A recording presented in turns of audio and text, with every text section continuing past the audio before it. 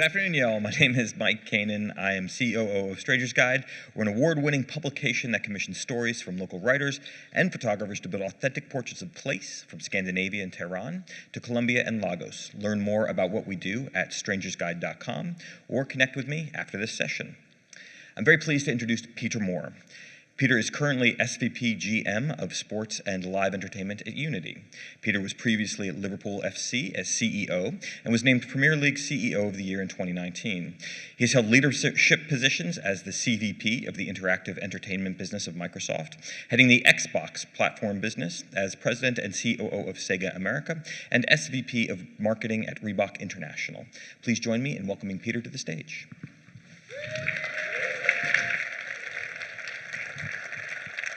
Thank you, Mike. Good afternoon, everybody. It's so good to see everybody here back at South by Southwest live and in person after a couple of very rough years. And I'm so glad to see everybody safe and happy. And thank you for taking the time. I know I stand between you and your beer or your wine or your dinner, but hopefully I'm going to give you a little bit of a run through of what we at Unity see is the future of live entertainment and how we and so many other members of the technology industry are bringing our tech to bear on a brand new experience as we all come out of this pandemic with a different view about how we want to experience entertainment, with a different view about how we go about our lives. And we're all doing that with whether it's our Zoom calls, with the way we're interacting with social media in a very different way.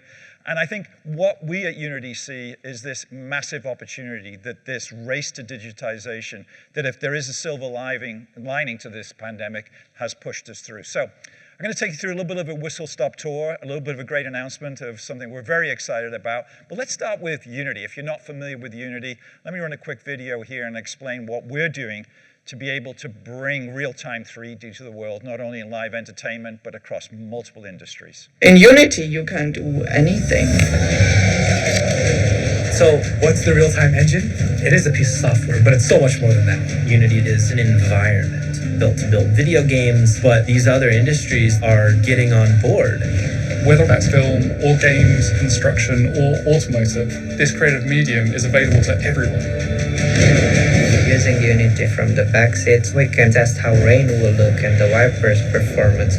We built all the tools of cinematography into virtual reality. In the construction field, we use Unity for everything and then some. I can have a small team, but deliver on AAA quality. This is the future of animation. Architecture. The automotive industry. Game development. Creators are the pace setters, the dreamers, those with an imagination, and we are here to support them because we think the world's a fundamentally better place with more creators in it. That gentleman at the end is John Riccitiello, the current CEO of Unity. John and I first met when I was president of Sega America in 1999, building the Sega Dreamcast and taking online gaming, taking gamers where gaming is going is the phrase we coined. And it was the first ever, for those of you old enough, the first ever online console, the first ever to bring online gaming and global communities together through gaming. We used SegaNet, which was previously a PvP, a player versus player network for the Sega Saturn in the mid-90s. And then we blew this out around the globe, Japan, Europe, North America, albeit through a 56K baud modem. We managed to get those games running at 30 frames a second. But it was the first real entertainment platform, if you think, through the medium of gaming, utilizing a console that started to coalesce what this global community could potentially be once we embrace the power of the internet. And I'm going back to 1999. 9/9/99 was the day we launched the Sega Dreamcast. Fast forward, and if you will, the spiritual successor to the Dreamcast when I moved to Microsoft was the Xbox 360. Taking what the Dreamcast had, if you will, blazed a trail of online and making it less about you versus your friend on the couch or you in the bedroom with the TV at the end of the bed perched and you're just playing against yourself in a single-player game. And we started to build out the Xbox 360. Of course, it was broadband adapter enabled. We got rid of the dial-up, and we took that risk at Microsoft of investing purely in dial-up. And this was a time in the early 2000s we were building against 80% of the world was still connecting to the internet through dial-up modems. But we believed in the future of connectivity. We believed in this platform being more than a piece of hardware. And the phrase that we built within the marketing team, I still remember today, 15 years ago, it is a entertainment-powered machine powered by human energy, a living machine. And that's what we saw the future of gaming to be. And so the Xbox 360, which has turned out to be a magnificently successful, Red Rings of Death notwithstanding, platform for Microsoft. And to this day, now, of course, the Xbox itself, goes nose to nose with the PlayStation. It's always with some pride that I look at that being part of a team that helped bring that to life. But the key was Xbox Live. The key was not just selling pieces of hardware and an install base of hardware with an attach rate of games. It was building this massive global community as we stand here today, maybe close to 100 million strong, that is Xbox Live, where gamers in the millions concurrently come and play. I then moved on to EA Sports. John Riccitiello decided he wanted to be friends rather than adversaries and hired me to come back to the Bay Area to be president of EA Sports and to really embrace what sports can do for this massive world of online that was building in the mid-2000s. And certainly when you've got sports games like FIFA and Madden and NHL and NBA Live, you embraced the ability for everybody to compete on a global basis. And we started building out these massive global communities, starting building out tournaments, starting building out the concept of ultimate teams where you could build your own team.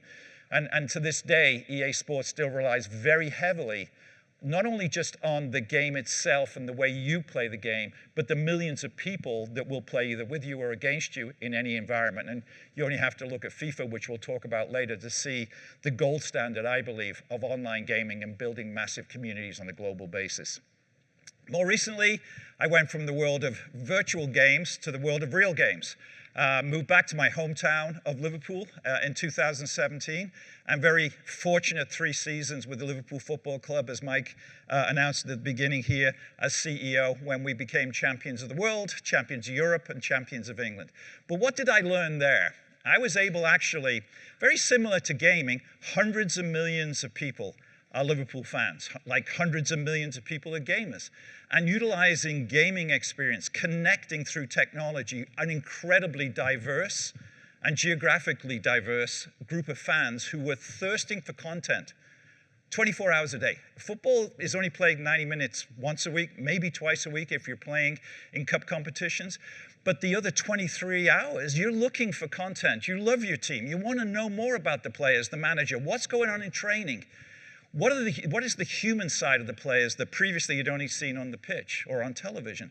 And developing content was key to engage. So this concept that we have in games of opening that inverted funnel at the top wide, building community through acquire, engage, to ultimately monetize that group if you're engaging them well. The same thing applied in the real world of football. Monetizing our consumers by giving them the opportunity to do business with us, whether it was buying a jersey, whether it was subscribing to our YouTube channels, whether it was actually flying to Liverpool and being able to enjoy a game in Anfield, a once-in-a-lifetime game for many people around the world. But video game lessons were applied for the 3 years that I were there. And the same way, applying the lessons of being with Liverpool now continues to inform what I do at Unity. So here we are in the world today. It's always great to put Wallace and Gromit up there in a Snapchat, but we are now looking at real-time 3D. We're now interacting with social platforms in ways we never did, certainly even a few years ago. They've become such a more important part of our lives. It's how we communicate. It's how we have fun. It's how we share to our friends all over the world what we're doing at any given time. We truly believe at Unity that the future of this will be in 3D and in real-time 3D. You've seen from the video there, what we call the Anthem video is what we do. You know Unity as a mobile games development engine that has just emerged over the last few years to give all industries the opportunity to do what we've done in games for so many years, which is play 3-dimensionally. But now it's less about play, it's design, it's draw, it's build, it's fix, it's maintain, it's create, all in real-time 3D. And the Unity engine does that. And the 6,000 people that I'm proud to work with at Unity here have a real fixation on being able to see the future, that everything will have a digital twin, and the world of entertainment and sports that I'm focused on and my team is focused on, we think real-time 3D. And all of the industry that's coming together now and the mediums that we're now starting to learn more about, VR, AR, mixed reality, XR, motion capture, volumetric capture, all of this coming together to provide an experience unlike any other here as we go to the next, and I'm about to say the word metaverse, there it is, it's about 8 minutes in, the metaverse itself, and bringing that metaverse to life through the medium, I think of two incredibly powerful platforms, sports and live entertainment. And we're seeing this already with gaming having such an impact, whether it was Travis Scott and his now absolutely famous concert that was embedded within Fortnite, of course. You've seen Lil Nas X in Roblox. You've seen Horizon Worlds, which is built in Unity. And then Warner Brothers actually buying real estate as part of Sandbox. So you're seeing these quote unquote gaming platforms, gaming worlds being part and parcel of the way now that we're being entertained. And a lot of that is due to the concept of real-time 3D, being immersed in these worlds in ways that we never would have imagined. I go back to my Sega days, and all we were focused on is getting that game running at 56K and 30 frames a second, and just having two people across the world play against each other. And fast forward where we are today with gaming, and it absolutely informs everybody's lives in the world of entertainment because the platforms are so massive, the engagement levels are so huge and long, and it gets to a demographic that normal mediums aren't getting to anymore, which is typically young men and women that are not watching television, that are not going to the movies, that are not listening to albums of music. They're sampling, they're watching their favorite influencers on YouTube, they're interacting on Twitch, they're using Discord to communicate with each other. So what we need to do as an industry here, and particularly in the world of entertainment, is kind of grasp the opportunity. So, having said that, let's go back in time. A little bit of a history, let's go way back in time, a little bit of a history lesson about how entertainment has evolved all the way back to prehistoric era, where fire, yes, we used it, well, I wasn't there, but they used it for gathering around, gathering around the fire, meeting, in some way communicating, but it was also used as this gathering point, right? We still talk about, let's gather around the campfire. And we still talk about how fire led to so many other things. Shadow play, utilizing fire and candles, holding up cloth to be able to use, if you will, this 3D world and put it into flat 2D imagery. And all of a sudden, these basic elements of entertainment, way back when, start to emerge. You then think about, and particularly how the Greeks built amphitheaters. And we still today, you go out to Berkeley and you go to the Greek theater, the Hearst Greek Theater, and I've been several times, and the amphitheater model of the semicircular construction and the wonderful acoustics and the ability for everybody to actually see each other. That model still holds true today and still building in that construction method. But this is the first time that people get together to enjoy entertainment outdoors in large numbers. And it also was how culture and society started to lead people through entertainment in a particular direction. The Greeks and then, of course, the Romans through the Roman Empire as well. Then we hit the road. We hit the road with the traveling troops, the strolling players. Instead of being fixed in one place, you're now taking entertainment, albeit through horse and cart, and you're taking entertainment onto the road. And to meet the people where they are, in their homes. Of course, there's no public transportation as of yet. But this is the first time you start to see people actually say, I'm an actor, I'm a comedian, whatever I am, and we're going to get together as a group, a traveling troupe, and entertain the people. And so all of a sudden, entertainment becomes mobile. We then go indoors for actual physically built indoor theaters, the Kabuki theater here, storytelling, costumes. You look back at that period, at the Edo period in Japan, and it is the period where this form of entertainment, actual costume entertainment, people going to a physical location, sitting indoors and being entertained, started to come to life. And so much of what that period was and what Kabuki was still informs the way that we go to the theaters today. You then think about how technology has changed the way that we interact with each other in a theater or in a cinema or in an arena or in a stadium. And that first utilization here, picture of the Savoy Theatre in London, Gilbert and Sullivan, the operettas that were playing during this period. You create, through lighting, this concept of the fourth wall, in which the actors on the stage pretend that you're not there, but you can see them. It's known as the fourth wall. And having lighting, as lighting is on me now, to be able to direct. This was 3 steam engines, 1,200 lights that were powered up and down. First time lighting was used to create this fourth wall environment that made it so much more enjoyable for the audience and for the actors themselves. Because previous to this, the lights are on, or there's no lighting, and you didn't have that ability to put the, if you quote, the spotlight on the actors themselves.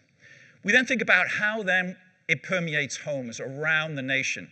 And radio in this country in the early 1900s, even though it had been really built in the late 1860s, 1870s, 1880s in Germany, really started to become pervasive. And so you then get the kind of variety shows that lent themselves, the Amos and Andy, the Waldorf Astoria Orchestra, things that come to people's lives. They'd never experienced this before. And so what we're now doing is entertainment is in your home. You don't have to go anywhere to be entertained. You don't have to have somebody come physically to you to be entertained. Radio is that piece of technology that's bringing it to life. And then, of course, there's television. Post-World War II, 1948, particularly in this country, as the networks started building, the CBSs, the ABCs, the NBCs of this world, and actors and theater plays, and the Ed Sullivan Show and the Jackie Gleasons, all of a sudden these became household names because they're in our homes, albeit tiny television, black and white, but all of a sudden entertainment is firmly embedded in our living room. And it became the campfire that you gathered around, what my mom and dad used to call the goggle box, because we would stare at it for hours on end with that look in our face. And when I was growing up, it was one channel, the BBC, and it was black and white. But it was so entrancing to us. Government controlled, and so you were getting a particular message. But this was how entertainment started to come to life, particularly in this country.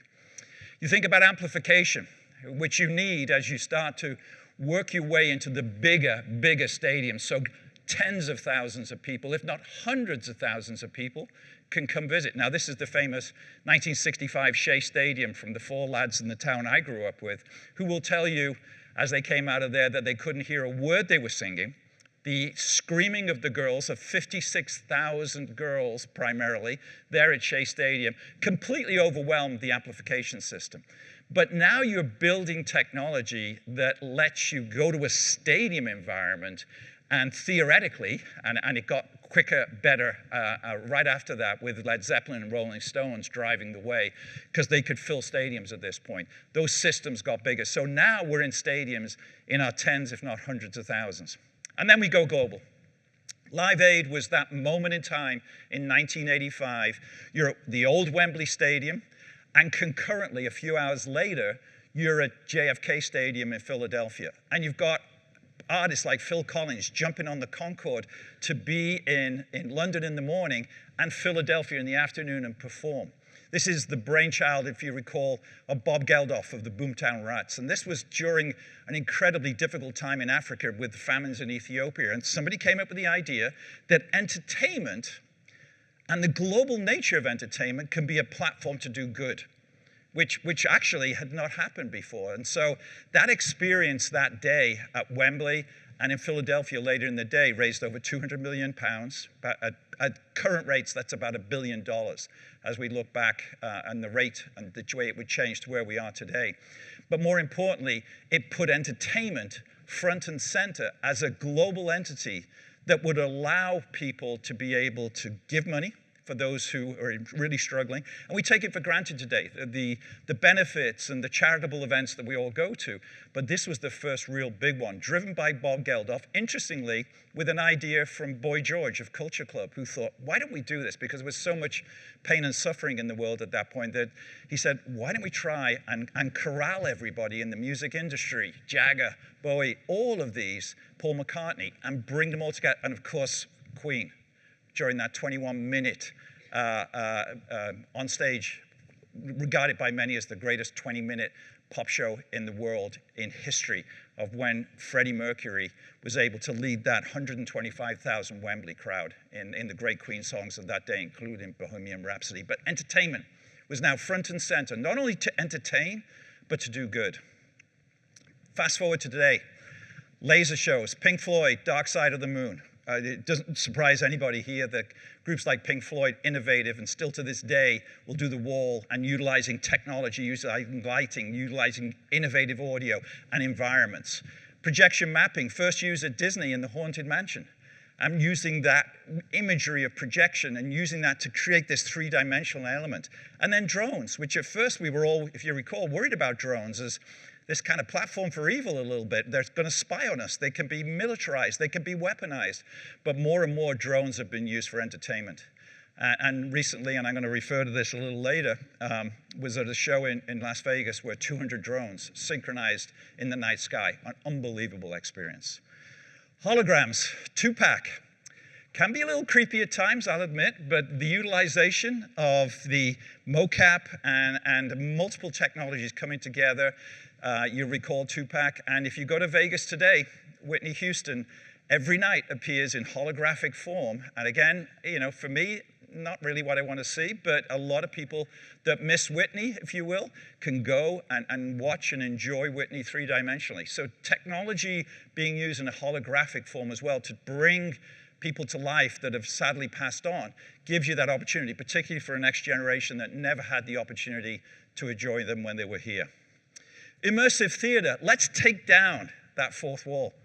Let's eliminate the fact that there's a stage and there's an audience by actually moving around multiple stages. You've got a show here called Punch Drunk, in which you actually walked into the rooms and interacted with the actors and asked them questions as this story was unfolding. So you've got fully interactive and immersive experiences as part of the theater experience. Very different than the fourth wall of you're there and I'm here. No, we're all interacting here. And this was over a decade ago. More and more of this is cropping up now as we're getting back to normal, that you interact with the actors. You ask them questions.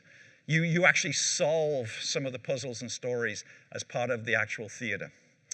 And then you've got virtual actors. This is from Dream, Midsummer Night's Dream, only last year, in which actors in mocap suits in real time are playing as Puck, and they are interacting with the audience who will throw fireflies at the actor.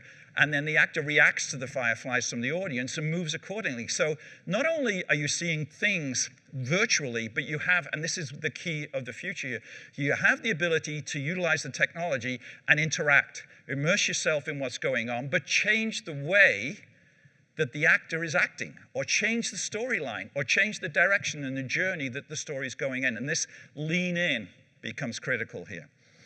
So on that subject of lean in, let's start to think about what we're seeing in recent years and start to think about this kind of lean in rather than lean back.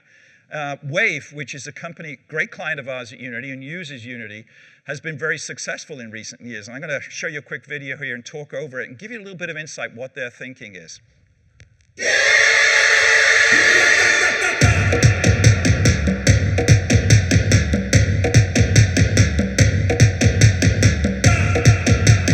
So Wave is a company that is built by ex-employees of Harmonics. If you can just bring the audio down a bit.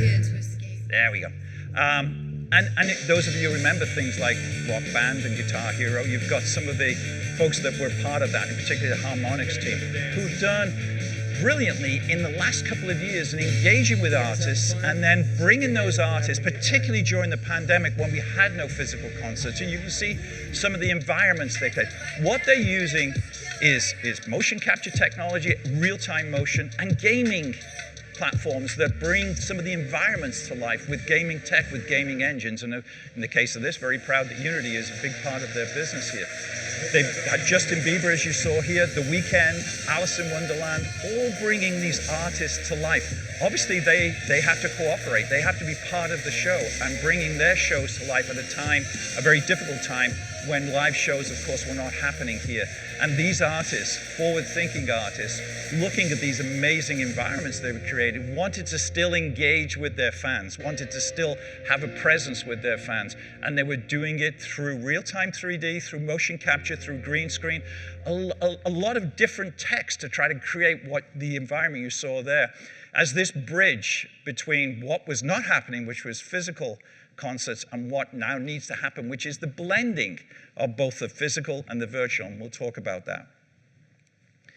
So VR, one of the things that we're looking at now is what virtual reality, which is, it's been around for a long time. We all remember Oculus, and we remember Facebook at the time purchasing Oculus. We were all very familiar with HoloLens from Microsoft, and of course, PlayStation VR as well. So you've got multiple platforms, multiple headsets all running around. It's taken a while, and I think a lot of it's to do with the physical nature of the headsets itself. The experience itself can be, for some people, nauseating. It can be exhausting to be in a VR environment for a couple of hours. But you're seeing, and again, utilizing Unity here, I'm going to show you something very innovative from somebody that's been innovative for decades in the music industry.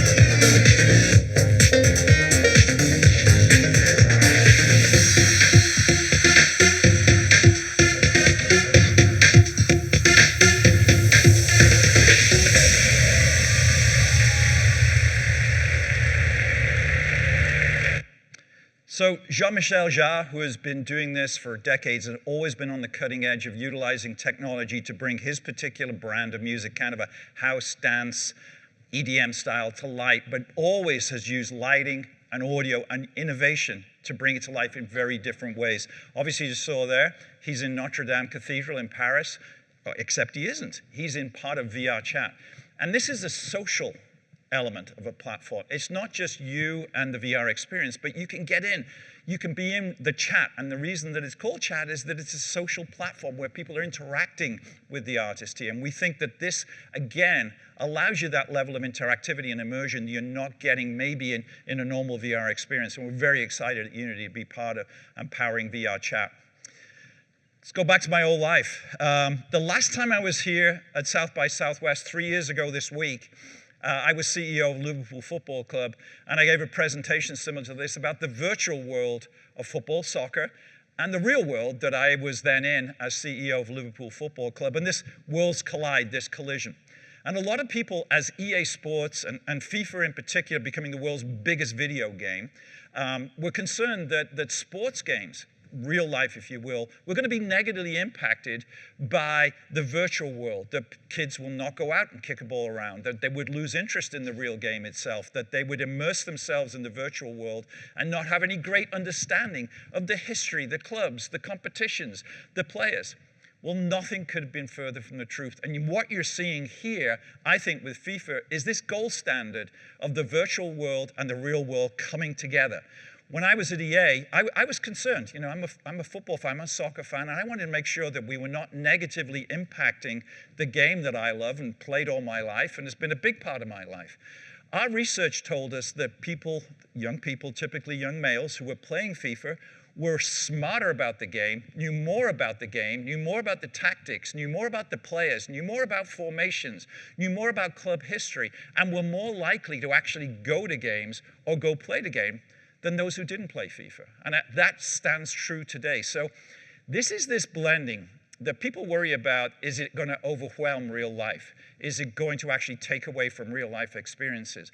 And done well, the blending of the two, this hybrid of the real and the virtual coming together, and certainly we're seeing that in live entertainment today, I think is critical. And I'm proud to have been a part of that with a very talented team that built this from scratch to what, as I say, is the world's biggest annual video game today. But I'm here actually to make a really exciting announcement. When we think about all of the genres of entertainment that we could have a positive impact, and we think about the companies that have that ability to make an impact. First of all, a parent company like Live Nation, but perhaps more importantly, their subsidiary Insomniac, which is the EDM, electronic dance music arm of Live Nation. We've been working for the last couple of years from envisioning this all the way through to where we're going to be very close now, as you'll hear, to be able to launch in the first virtual platform. It will be iterative, it will be innovative, it will be interactive, and it will be immersive. Let's take a quick listen from a friend of mine. Thank you, Peter. Hello, South by Southwest. I'm Pasquale Rotella, founder and CEO of Insomniac Events. We've been producing live music experiences for almost 30 years. 2 years ago, we started an amazing partnership with Unity and have been hard at work developing a virtual experience like never before. We are so excited to have such an incredible partner to help us bring this to life.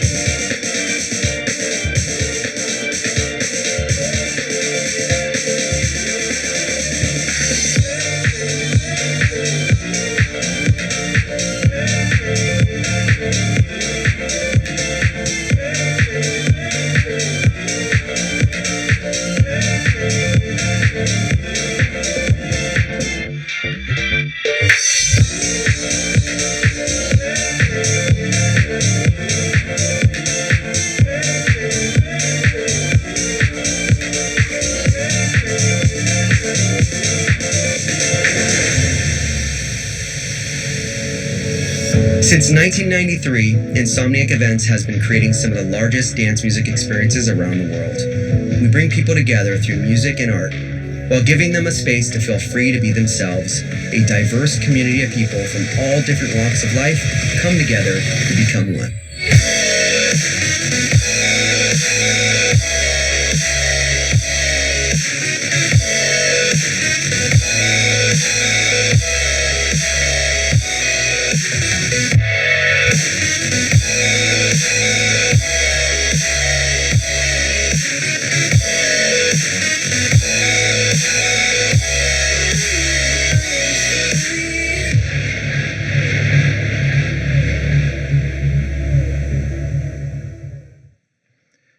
And we couldn't be more proud to partner with Insomniac. I was able to actually experience EDC for the first time in October with my wife, who's with me tonight, and we were just blown away with it again. How many people have been to EDC? I bet there's a ton. Yes, but what an incredible experience.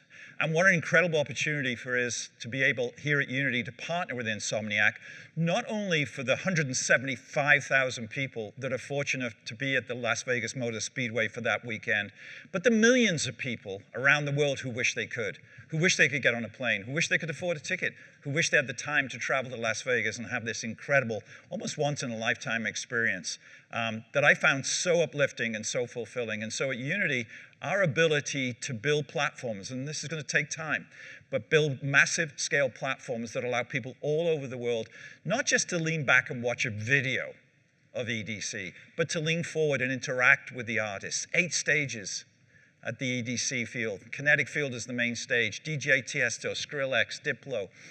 This ability now to be able to broaden the reach, to disrupt what I believe is a somewhat archaic model of entertainment, where if you don't have a ticket and you don't have transportation to get to the arena and you don't have $45 to pay for a t-shirt and $20 to pay for a beer, then you're not welcome. I think, when I think back in sports, where I grew up where there was no sports on television because everybody was afraid that if you put it on television, that nobody would show up at the arenas, at the stadiums. And nothing, of course, could be further from the truth. If you have the right physical experience and then complement it with that virtual experience. In the case of sports, it was obviously television.